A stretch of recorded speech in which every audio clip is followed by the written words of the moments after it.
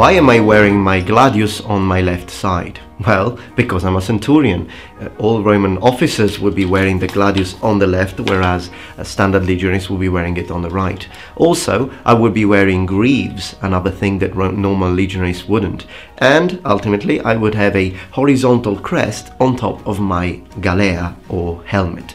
Boom! There you go. Now you can immediately spot a centurion on the camp.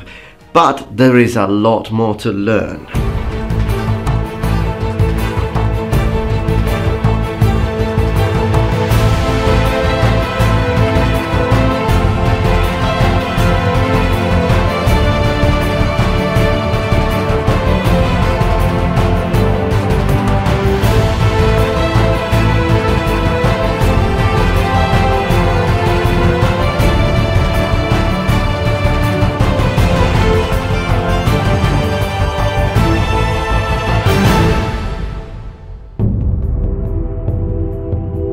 Roman Centurions, Centurio, Centuriones. We have all heard of them, but how much do we really know about them? If a friend of yours were to ask you, so what exactly is a centurion, would you be able to answer that question? Well, you surely will after watching this video. 3 main questions to answer in this video. Question number 1, how do you become a centurion? Like, what are the prerequisites, so to speak? Question number 2, oh wait, this is 5. Question number 2, what is exactly a centurion within the Roman legion? I mean, there must be someone below a centurion and there must be an officer over a centurion. But who are they and what can we learn about them? And question number 3, centurion, centurio, is commanding a century, and yet we often read the centurions would lead 80 men. What's wrong with that? What happened to the Romans? Did they get confused with the numbers? No. Well, before answering these 3 questions, we need to speak a little bit about the Marian Reforms. We are in 107 before Christ. We are in late Republican times. Now, we know that Marian Reforms are very important because they changed the way the military and the Roman army, the legions, were organized, among many other things. But it is during these reforms that the figure of the centurio or centurion actually is born. Before that, there were no centurions. So when we talk about centurions, we're talking about late Republic and imperial officers of the Roman army. You see, before these reforms, you had what was called the manipule. So during, for example, the Kingdom of Rome or during the early Republican times, the army would be organized, as we know, in princeps, astati, triari, and these different roles depended on the wealth, the individual wealth of all soldiers. Well, with the Marian Reforms, this changes. Becoming a legionary becomes an actual job. And instead of having manipules, you now have cohorts. Now, in one legion you would normally have between 6 to 10 cohorts, so individual single permanent units, and each cohort would have between 5 to 8 centuries. Each century would be commanded by a centurion.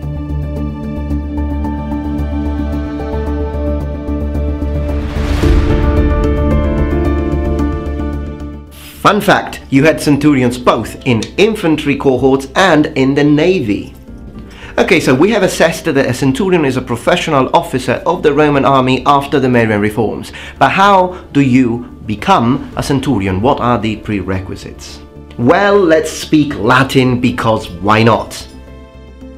Centurio fuit miles in exercitu Romano qui centum milites tuxit. Centurio legere possendus est, nexus habendus, quadruplum lucrum fecit, militis ordinari. Abebat proprium tentorium et proprium equum. Quoque triginta anni vivendus erant, et prius exercitum paucos annos servindus erant. Okay, so 30 years old, that's the minimum age. You need to have served in the army for some time.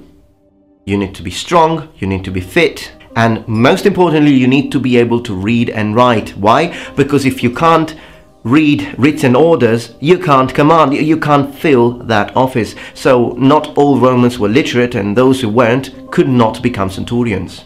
But if we want to have more information on this, it is in the words of Vegetius, Roman writer, that we understand what the prerequisites for becoming a centurion were. From the Re Militari, we read, the centurion in the infantry is chosen for his size, strength and dexterity in throwing his missile weapons and for his skill in the use of his sword and shield. In short, for his expertise in all exercises. He is to be vigilant, temperate, active and readier to execute the orders he receives than to talk, strict in exercising and keeping up proper discipline among his soldiers, in obliging them to appear clean and well dressed, and to have their arms constantly rubbed and bright. Alright, this is all impressive, but question 1 answered. We have assessed, we know how to become a centurion, but what is a centurion? Great, you have just become a centurion, you're a centurio. What the heck are you? Well, centurions sometimes were elected, appointed by the Senate, or promoted from the ranks, and we know that Caesar, Julius Caesar, promoted his centurions for display of valor on the battlefield. So a centurion is similar to a modern-day captain. Not exactly the same, but similar. He would lead through example. He would inspire his men. He was responsible for training and for the discipline of his men. Considering a cohort had several centuries, these centuries were in order of importance. The centurion of the first century would be superior or a higher ranking officer to the centurion of the second century, and so forth. Upon display of valor in battle, a centurion could be promoted several grades at once. So, on the top of the legion, we have got the legatus legionis. He is the general of the legion, at least from Augustan times. He had to belong to a wealthy family, a wealthy Roman family. Second to the legatus is the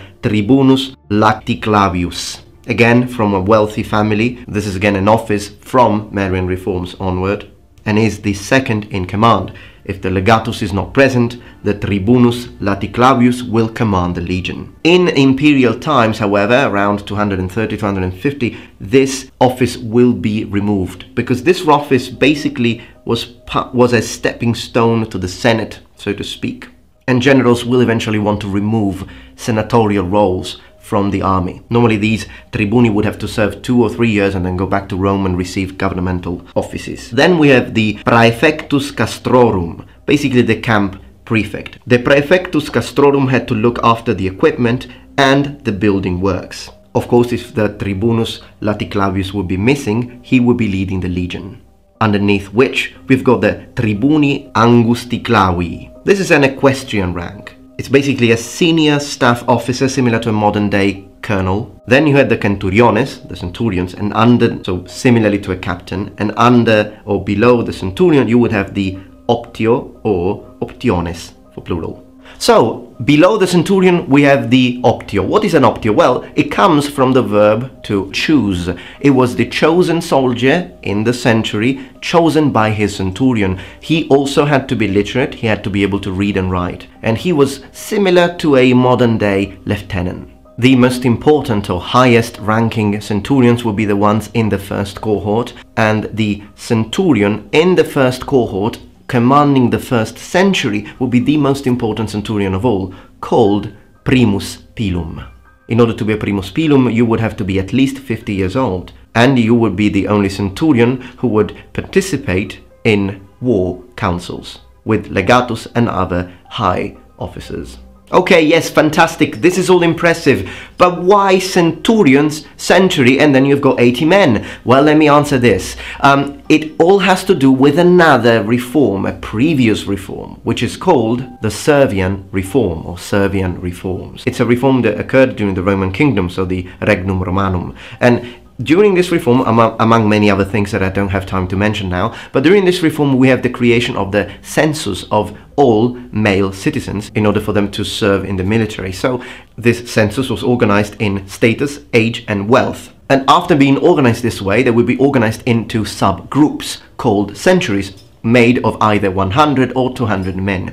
So what's basically happening here is that the Romans in late Republican times and imperial times, they are still using an old word, the one where we translate into century now, referring to a former organization, but they still change the numbers as much as they want. So century is the name of the unit. In fact, not only sometimes you would normally have organization in 80 men, because you have the smallest unit in or group into the Roman army is that of 8 men. but the first cohort will become often double strength, so it will have twice as many men. So as you can see that these names mostly mean units rather than the exact number of men. Okay, so now you know what a Roman centurio is. And I don't know why I'm showing you a Cali guy, but I like Cali guy. Alright, noble ones, I hope that you enjoyed this video. If you did, please remember thumbs up and subscribe to my channel for more content from the Metatron. Thank you so much again to my Patreons. This morning I have received another donation, and these donations are what make these videos and these detailed videos possible. So thank you so much for your support, and I will be seeing you tomorrow for my next daily upload. And remember, the Metatron has spread his wings. Valete!